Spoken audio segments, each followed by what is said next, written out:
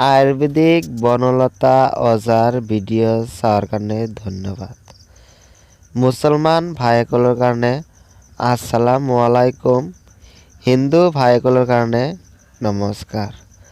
আজি মই আপোনালোকৰ আগত ঘৰুৱা টিপছ লৈ আহিছোঁ।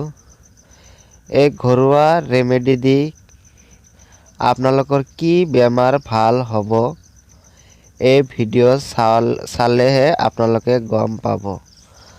আপোনালোকে ভিডিঅ'টো স্ক্ৰিপ্ট নকৰাকৈ চাই থাকক ধুনীয়া কৰি। আৰু এই চেনেলত যদি আপোনালোকে নতুন হৈ থাকে তেনেহ'লে ছাবস্ক্ৰাইব কৰি অল নটিফিকেশ্যনত টিক মাৰি দিব। এই ঘৰুৱা টিপছেদি আপোনালোকৰ 1 নম্বৰ বেমাৰ হ'ল ডায়েবেটিছ। এই ডায়েবেটিছ বেমাৰটো সৰু ডাঙৰ বুঢ়া বৃদ্ধ মানুহৰ হৈ থাকে। এই কেৱল ডেকা মানুহৰ নহয়, বুঢ়া মানুহৰ নহয়, এভৰিথিং মানুহৰ হৈ থাকে। এই ডায়েবেটিছ বেমাৰটো বহুত বেয়া বেমাৰ।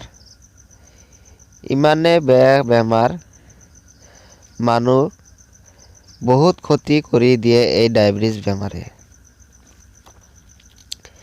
আপোনালোকৰ 1 টকা খৰচ নকৰি এই ডায়েবেটিছ বেমাৰ ভাল কৰিব পাৰিব ঘৰুৱা পদ্ধতি আৰু ঘৰুৱা ঔষধি দি। আপোনালোকৰ এই ডায়েবেটিছ বেমাৰটো ভাল হ'ব মাত্ৰ কেৱল 2টা গছেদি। আহক জানি লওঁ কি কি গছ। আপোনালোকে জানে তিতা কেৰেলা গছ। তিতা কেৰেলা গছ চিনিয়ে পায়। আৰু তিতা কেৰেলা খালে আপোনালোকৰ কিমান ভাল হয়। এই তিতা কেৰেলা গছেদি, তিতা কেৰেলা গছৰ পাত দি আপোনালোকৰ ডায়েবেটিছ বেমাৰ ভাল হ'ব। ইয়াৰ লগত আৰু এটা গছ লাগিব। আপোনালোকৰ এই গছ সব মানুহে চিনি পায় আৰু সব মানুহৰ কম বেছি সব মানুহৰ ঘৰতে থাকে। কুন্দুলি গছ অথবা তেলাকচু পাত বুলি কয়। কিছুমানে তেলাকচু পাত বুলি কয়, কিছুমানে কুন্দুলি গছো কয়। যি জাগাৰ যি কথা। যিয়ে নহওক, এই কুন্দুলি গছ আৰু এই আপোনালোকৰ তিতা কেৰেলা গছ, এই তিতা কেৰেলা গছৰ পাত আৰু এই কুন্দুলি গছৰ পাত দুটা একেলগত মিলাই পেলাই ডায়েবেটিছ বেমাৰ অতি সোনকালে ভাল কৰিব পাৰিব 1 টকাও খৰচ নকৰি। 1 পইচাও খৰচ নহয় আপোনালোকৰ। আৰু আপোনালোকৰ ডায়েবেটিছ বেমাৰটো ভাল হ'ব, এইটো মই 100% গেৰাণ্টি দি কৈ আছোঁ। আপোনালোকে কেৱল নিয়মত ব্যৱহাৰ কৰিব লাগিব, নিয়মটো ফ'ল' কৰিব লাগিব। মই যেনেকুৱা নিয়মটো কৈ দিম সেনেকুৱা নিয়মত আপোনালোকে ফ'ল' কৰি এই ঘৰুৱা ঔষধটো খাব। আপোনালোকৰ ডায়েবেটিছ বেমাৰ ভাল হ'ব, 100% ভাল হ'ব। তিতা কেৰেলা গছৰ 10টা পাত ল'ব লাগিব।